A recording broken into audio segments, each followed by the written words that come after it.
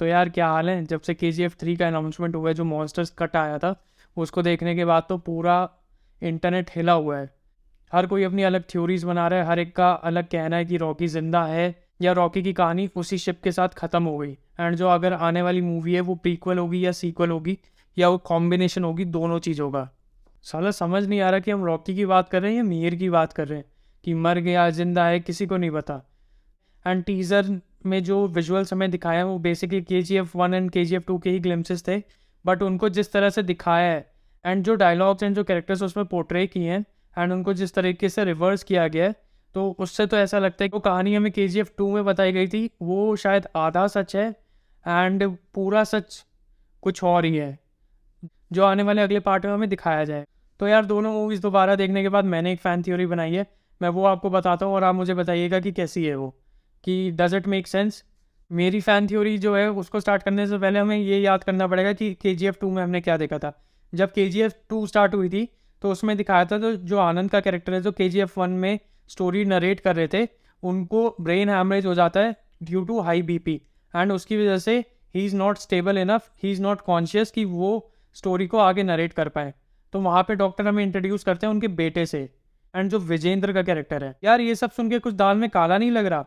Half story जब सुना दी गई थी उसके बाद जो नरेटर है उसको ब्रेन हैमरेज हो जाना एंड उसका ICU शिफ्ट हो जाना एंड किसी नए नरेटर का आना। नहीं नहीं नहीं, नहीं सारुण के यहाँ कुछ तो गड़बड़ है। और जब हम देखते हैं कि एक जर्नलिस्ट को भेजा जाता है KGF की साइट पे एक्सकवेट करने के लिए जो रॉकी का स्टैचू होता है, तब हमें वहाँ बताया जाता है कि कुछ टाइम पहले तक आर्मी वहीं थी। तो इसके बारे में आगे बात करेंगे कि इसका रेलेवेंस आगे क्या है। अगर मेरी थ्योरी के हिसाब से चलो तो जो विजेंद्र का कैरेक्टर है वो आनंद का बेटा है ही नहीं, वो कोई कॉप है या कोई गवर्नमेंट स्पाई है जिसे गवर्नमेंट ने डैमेज कंट्रोल के लिए भेजा है। अगर गवर्नमेंट उस साइट को आज तक गार्ड कर रही थी, तो जिस बंदे ने उस साइट को एक्सपोज करने के लिए, KGF को एक्सपोज करने के लिए एक किताब लिख दी, उसके पीछे गवर्नमेंट ने कुछ नहीं लगाया होगा। तुम खुद सोचो।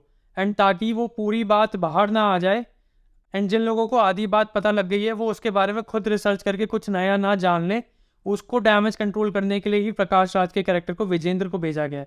क्योंकि जब वो स्टोरी सुनाना भी स्टार्ट करते हैं तो वो CBI से स्टार्ट करते हैं कि CBI के ऑफिस में ये चल रहा था, एंड वो जो KGF चैप्टर 2 का ड्राफ्ट होते हैं उसको एक बार भी खोल के नहीं देखते हैं एंड वो अपने हिसाब से ही स्टोरी सुनाते चले जाते हैं। जब विजेंद्र के कैरेक्टर को इंट्रोड्यूस किया जाता है तो वो बोलते हैं कि उनके जो फादर हैं उन्होंने कभी अपने बच्चों पे ध्यान नहीं दिया, अपनी बीवी पे ध्यान नहीं दिया।